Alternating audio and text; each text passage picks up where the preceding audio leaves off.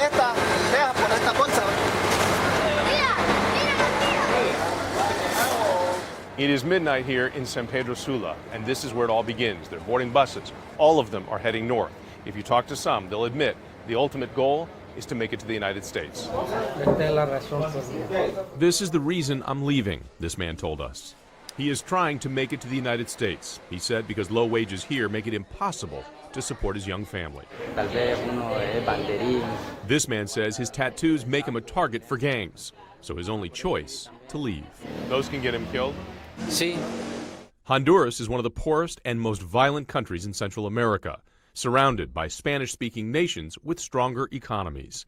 Panama and Costa Rica have had generous asylum policies. And to the north, Guatemala and Mexico have been open to migrants in recent years. But despite that, many still choose the 1,600-mile trek to America.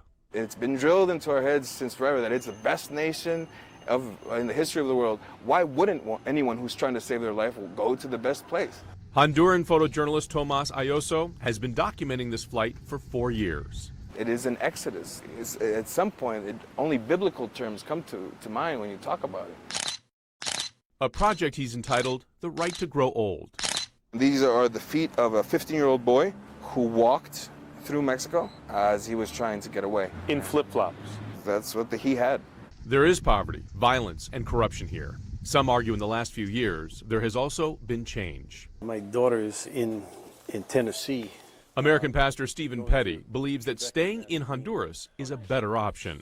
I tell them, don't go. It's not worth it. What you're doing is breaking up your family. And that's what's hurting Honduras now, by all these people leaving. Unless they leave as a family, but they don't. 17-year-old Axel and his 14-year-old girlfriend were leaving the day we met them.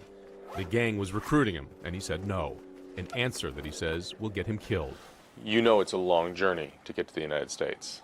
Yes, it would be better for us to make that difficult journey many times than staying here and losing our lives, he told us. What do you worry about? That we can die along the way, she said. They zip up their worldly possessions into 2 small backpacks, say their final goodbyes, and walk off to an uncertain future. What do you think about right now when you watch him walk away? Tanto peligro en el camino. All of the dangers that they're going to have to face along the way, she told us. When do you think you'll see him again? No sé. I don't know. No sé. I don't know, she said. Axel told us all they have now is each other, what's in their backpacks, and God. In San Pedro Sula, I'm Jonathan Elias for Inside Your World.